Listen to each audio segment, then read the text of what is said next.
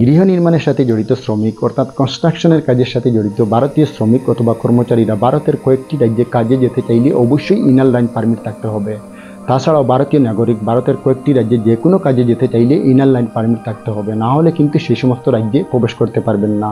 আর যদিও প্রবেশ করে যান তাহলে কি হবে, সেখানকার প্রশাসনের নজরে যদি পড়ে যান তাহলে আপনার উপর আইন অনুযায়ী ব্যবস্থা নেওয়া হবে।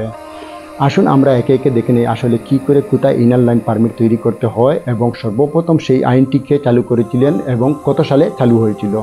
তাছাড়াও ভারতের কোন কোন রাজ্যে প্রবেশ করতে হলে ইনার লাইন পারমিট থাকতে হবে আমরা একে একে জেনে নেই। এই আইনটি সর্বপ্রথম চালু হয়েছিল 1873 সালে ব্রিটিশ শাসকদের আমলে।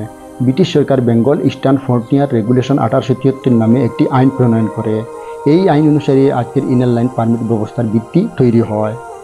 ব্রিটিশরা এই আইনটি চালু করার পিছনে বড় কারণ ছিল, আইনটি ওরা নিজেদের স্বার্থেই তৈরি করেছিল। ভারতের উত্তর পূর্বের পাহাড়িয়া অঞ্চল খনিজ সম্পদ ও বনজ সম্পদে ভরপুর ছিল, তাই তারা চা বাগান, বনজ সম্পদ আর তেল শোষণ করতে চাইতো।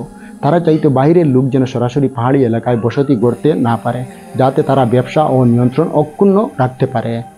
স্থানীয় জনগণের সাথে সংঘাত এড়াতে পাহাড়ি উপজাতিদের জমি, জীবনযাত্রা ও সংস্কৃতি আলাদা রেখেছিল।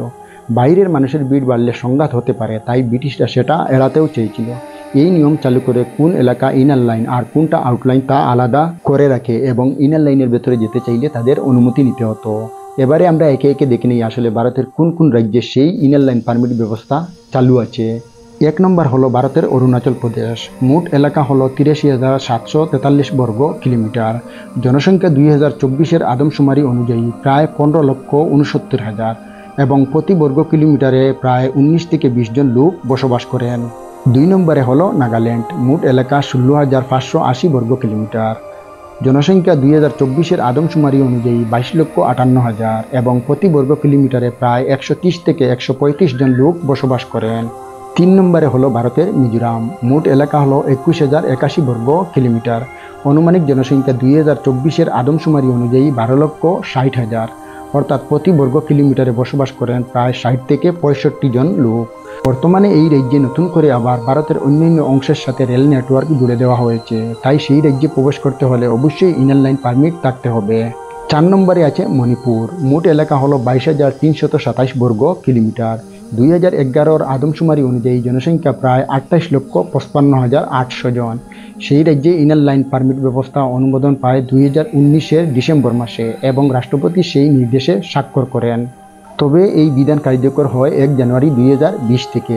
আগে ইনার লাইন পারমিট তৈরি করার জন্য নির্দিষ্ট শহর, চেকপোস্ট ও রাজ্যের সদর দপ্তরের লাইনে গিয়ে দাঁড়াতে হতো। এতে খরচ ও ঝামেলা অনেক ছিল।